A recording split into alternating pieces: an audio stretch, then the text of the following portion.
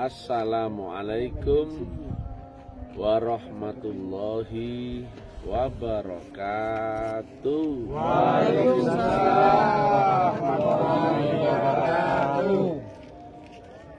Alhamdulillah, alhamdulillahi rabbil alamin. Wassalatu wassalamu ala asrofil anbiya'i wal mursalin, Sayyidina wa maulana Muhammadin wa ala alihi wa sahbihi ajmain. Ketemu lagi dengan Mr. TM dengan uraian-uraian ilmiah tinggi tentang metodologi, metafisika, tasawuf, eksakta ilmiah. Bertempat di Boyolali ya, tepatnya lereng Gunung Merbabu, betul ya? Dan Merapi ya, alhamdulillah ya. Backgroundnya kebetulan bulan lagi menampakkan dirinya. Suasananya dingin ya, kondisi berkabut ya.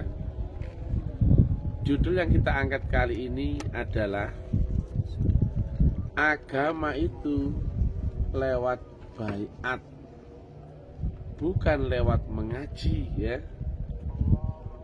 Sangatlah keliru ya kalau orang mengira belajar agama itu lewat ngaji. Nabi gak ngajarkan ngaji Quran yang mushaf ya, tapi Nabi mengajarkan agama lewat baiat. Makanya ada banyak ayat ya, ada banyak hadis ya, perintah bagi orang-orang agar masuk baiat, agar bisa masuk ke dalam diri ruhnya, bisa masuk akhirat.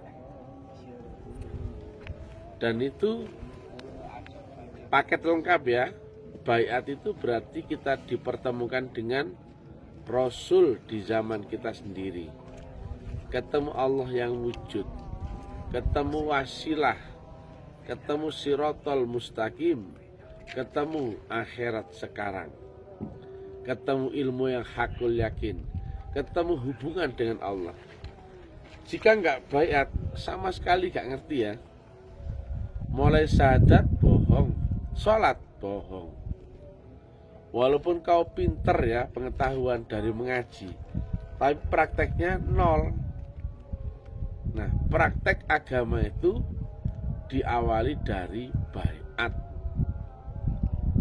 Makanya kalau orang nggak baiat, sholatmu hampa, nggak ada apa-apanya. Mulai syahadat sudah ngawur, nggak pernah bersaksi. Sholat pun nggak ingat akan Allah. Apanya Allah kau ingat, nggak ngerti. Apalagi yang lain ya, apalagi haji dan sebagainya. Haji bukan ke tanah suci Mekah, bukan ya. Hakikat haji adalah wukuf, yaitu ketika kesadaran kita terhenti dan kemudian kita bisa mi'raj. Nah, praktek rohani itu hanya bisa didapatkan saat kita telah melewati baiat. Selama nggak pernah baiat, kita nggak pernah bisa masuk akhirat ya, dan ibadah kita nggak mungkin nyambung. Nabi Muhammad tidak belajar lewat ngaji ya, ngaji kepada Rabi Yahudi enggak, pendeta Nasrani juga enggak, ngaji kitab Taurat, Injil, Zabur juga enggak. Nabi Muhammad adaptasi proses agamanya adalah lewat baiat. Makanya Nabi sampaikan ya, janganlah engkau mati sebelum terikat baiat di lehermu, atau matimu mati jahiliyah. Demikian juga disampaikan oleh Nabi ya, dahulu Bani Israel selalu ditemani Nabi. Setiap nabinya mati, maka akan dilanjutkan dengan nabi yang lain. Demikian terus menerus. Kemudian disampaikan ditanyakan oleh para sahabat, lantas bagaimana nanti setelah sepeninggal Nabi? Nah, kemudian Nabi sampaikan, berbaiatlah akan khalifah yang pertama, kemudian yang kedua, dan seterusnya. Artinya khalifah itu adalah penerus ilmu Nabi. Al ulama warasatul anbiya, yang di zamanmu masing-masing. Jadi kita harus temukan rasul di zamanmu sendiri yang dia adalah ulama ya. Nggak disebut rasul, nggak boleh disebut nabi, tapi al ulama warasatul anbiya. Ulama tapi yang diwarisi nabi. Nabinya manusia. Di balik nabi itulah Rasulullah, nur Allah. Yang nur Allah nggak ada matinya, tapi yang Nabi Muhammad bin Abdullah manusia pasti ada matinya. Makanya isi yang di balik Nabi Muhammad itu diwariskan karena nggak ada matinya. Kepada siapa? Al ulama warasatul anbiya. Terus menerus estafetnya, sambung menyambung. Yang kita di zaman ini tahun 2023 pun ada rasulnya, yaitu disebut mursyid, yang orangnya disebut ulama warasatul anbiya. Itu semua ada di balik ilmu tarekatullah ya. Tapi tarekatnya nggak sembarang tarekat ya. Tarekatnya mesti ketemu praktek apa yang disampaikan Nabi, mutu qabla anta mutu, atau mati hakikat. Baru kemudian roh kita dibangkitkan, bisa masuk akhirat, tapi saat kita masih hidup. Jadi masuk akhirat gak nunggu mati. Nah, kalau masuk akhirat dalam keadaan mati, kita gak bisa belajar lagi. Karena apa? Begitu masuk akhirat gak bisa kembali. Sedang kita selama di dunia belum tahu cara masuk akhirat, nggak tahu gurunya, nggak tahu caranya, nggak tahu adaptasinya. Maka ini diperingatkan di dalam Quran, sumum bukmun umyun fahum la yarji'un fahum la yusirun. Jadi kalau ada ulama, kiai, ustadz, Gus Buya Habib cerita agama dengan cara pengajian, itu keliru ya. Tapi kalau ada ulama yang menyampaikan agama lewat proses baiat, itu baru agama yang benar. Karena di balik baiat itulah ada sambungan tali wasilah. Sedangkan kalau cuma pengajian, ceramah, itu cuma teori, nggak ada prakteknya sama sekali. Praktek agama adalah di alam roh ya, bukan di alam akal, bukan dengan jasmani. Gak bakal nyambung ya. Makanya saat ini orang sholat sudah nggak ada yang ngerti caranya mi'raj, caranya khusyuk, caranya mengingat Allah, caranya nyambung. Sudah nggak ada yang ngerti. Sholat hanya asal tunggang-tungging, nggak kenal yang disembah, nggak tahu cara mengingat, nggak nyambung. Ini yang akan diancam Allah dengan neraka wel, sebagaimana disampaikan di surat Al-Ma'un. Jadi agama manapun ya, Islam zaman Nabi Muhammad ada baiatnya, Nasrani zaman Nabi Isa ada baptisnya, demikian juga Hindu Buddha ada inisiasinya. Agama yang dibawa Rasul pasti lewat baiat. Sekali lagi ya, Hindu zaman Krishna ada inisiasinya. Buddha zaman Siddhartha Gautama ada inisiasinya. Kemudian Nasrani zaman Nabi Isa pun ada baptisnya. Islam zaman Nabi Muhammad ada baiatnya. Demikian juga agama yang sekarang, yaitu agama ini ya, agama yang makrifat ya, bermula harus dari masuk lewat portal pintu baiat terlebih dahulu. Jika nggak pernah baiat, omong kosong itu semua cerita ya. Jadi agama tidak bisa kau dapatkan di IAIN, nggak bisa. UIN nggak bisa, pondok pesantren nggak bisa ya. Kau hanya bisa dapatkan agama adalah dari guru wali yang mursyida. Kau mesti baiat ya. Kau akan dapatkan syarat rukunnya, caranya dan jalannya di balik guru itu. Tapi gurunya harus yang waris ya. Yang isinya adalah isi yang sama dan yang dibaliknya Nabi Muhammad bin Abdullah.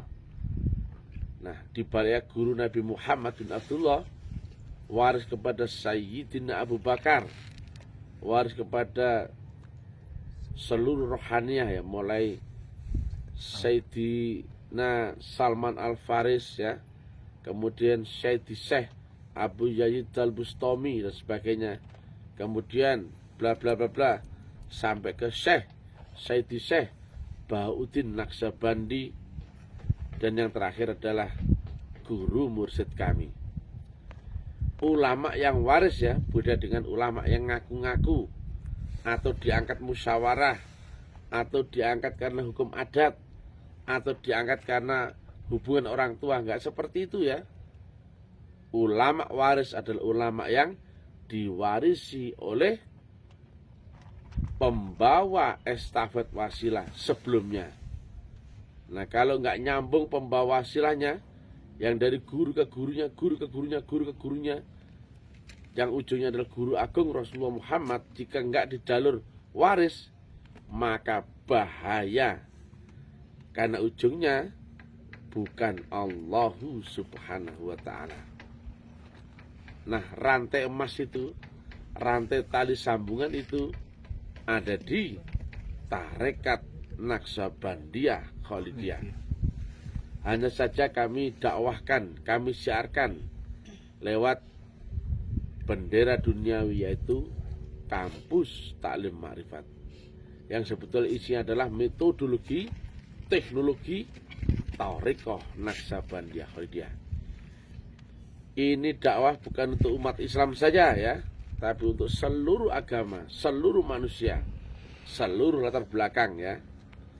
Karena agama yang kami sampaikan ini adalah agama Islam yang rahmatan lil alamin. Ada Allah yang wujud di dunianya, ada Rasulnya, ada wasilahnya, bisa menembus akhirat, bisa khusyuk dalam sholat, bisa mi'raj, bisa hakul yakin membuktikan semua. Jika agama tidak ada wasilah, itu bukan agama namanya, tapi keyakinan dan kepercayaan yang nggak pernah bisa dibuktikan. Jadi kalau agama yang nggak ada wasilahnya, berarti luntur ya. Dulu wasilah itu ada di Kapitayan, dulu ada di Hindu, di Buddha, Konghucu, Yahudi, Nasrani, Islam. Tapi sekarang Islam pun telah luntur ya. Islam sekarang ya, hampir semua ulamanya nggak mengaku wasilah, merasa nggak perlu dengan wasilah, dan nggak ada yang mencari sifat wujudnya Allah di dunia, dan nggak ada yang mengakui bahwasanya ada Rasul zaman ini, ada Rasul di tahun 2023, zamanmu sendiri. Padahal ayatnya, laqad ja'akum rasulun min anfusikum azizun alaihi ma'anitum haris, dan seterusnya.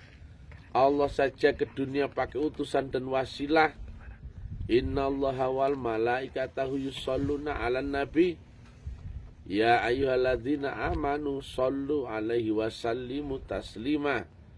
Maka orang-orang beriman ikutlah bersolawat akan Nabi, karena jalanmu, tanggamu untuk bisa naik dimensi berhubungan dengan Allah harus lewat jalan wasilah, sebagaimana diterangkan di Al-Maidah 35. Kekeliruan fatal ya jika agama mengingkari, menafikan wasilah, mengingkari, menafikan Rasul di zamanmu sendiri. Berarti kau melebihi kemampuan Tuhan ya. Tuhan saja ke dunia pakai wasilah dan sistem. Nah, ternyata manusia sekarang merasa lebih hebat ya. sholatnya tanpa wasilah, sholatnya tanpa channel yang dibawa oleh Rasul. Demikian juga doanya, ibadahnya. Makanya jangan kaget ya, sholatmu sekarang sholat sia-sia, gak kenal yang kau sembah, gak tahu caranya nyambung. Padahal sholatnya seorang Nabi Muhammad waktu tahiyat ya, wa asyhadu anna Muhammad Rasulullah. Dia yang Muhammad bin Abdullah nunjuk ke depan kepada Muhammad yang Rasulullah. Seorang Nabi Muhammad saja makmum akan Muhammad yang Rasulullah. Nah, masa kau sholat langsung menuju Allah ya? Bodohmu ya, terlalu ya. Maka jika kau sholat tanpa beserta dengan channel wasilah yang dibawa oleh Rasul di zamanmu sendiri, Rasul min anfusikum, impossible sholat itu bisa nyambung dan sampai, nggak ada hubungan ya. Demikian yang bisa kami sampaikan. Alhamdulillah suasana sejuk ya, backgroundnya ada bulan dan gunung ya, dan terangnya lampu-lampu seperti bintang ya, ribuan bintang di langit, seolah kami ada di langit puncak tertinggi. Inilah Boyolali guys ya, inilah lereng Merbabu dan Merpati ya. Oke, Merpati, Merapi ya. Nah, kami besok akan lanjut ke Jepara, kemudian Kudus dan Pati. Kemudian kami akan kembali ke Gresik dan Lamongan. Inilah agama yang benar, agama diridhoi ya. Bukan agama yang ngaku-ngaku, bukan ya. Kalau cuma ngaku-ngaku nggak bisa dibuktikan, percuma ya. Tapi kalau ngaku-ngaku, ilmiah, bisa dibuktikan, konkret, absolut, kemudian hakul yakin. Nah, ini baru agama yang konkret ya, agama yang ya'lu wala yu'alai ya. Saya ngomong bukan omong kosong ya. Makanya saya berani ceramah di publik karena apa? Full power ya. Ini bukan agama cerita ya. Nah, walaupun saya goblok-goblokan ulama-ulama Kiai Ustadz Gus Buya Habib, dunia ya, nggak ada yang nongol sama sekali ya. Mereka nggak ngerti syahadat, nggak ngerti cara sholat, nggak ngerti cara khusyuk dalam sholat, cara mengingat Allah nggak ngerti, cara masuk akhirat nggak ngerti, cara untuk membuktikan surga di dunia agar kau bisa dapatkan surga yang di akhirat, cara agar ketemu Allah di dunia agar kau pun akan ketemu Allah yang di akhirat ya.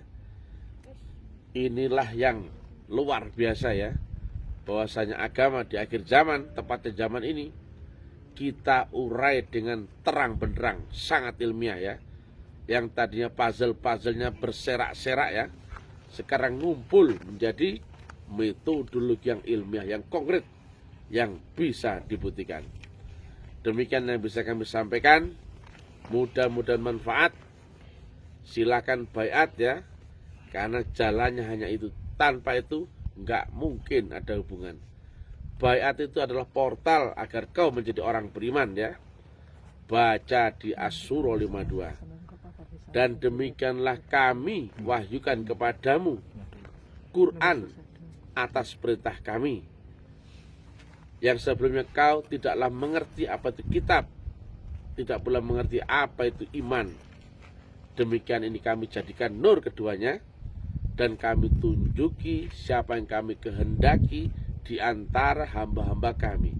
Sebelum kau dapatkan nur, sebelum kau dapatkan nur iman, berarti kau belum beriman. Sebelum kau dapatkan nur kitab, berarti kau nggak mungkin bisa membaca ayat-ayat kutip. Billahi taufik wal hidayah, billahi ridho wal inayah, ilahi anta maksudi, waridhoka madlubi. Kasih tunjuk ya. Alhamdulillah kita di puncak gunung ya. Alhamdulillah di lereng ya. Tapi lereng tinggi ya. Nah, itu ya. Banyak lampu-lampu. Nah. Kasih tunjuk ya. Ini Boyolali guys. Suhunya dingin sekali ya. Nah, cukup. Assalamualaikum warahmatullahi wabarakatuh. Waalaikumsalam warahmatullahi wabarakatuh.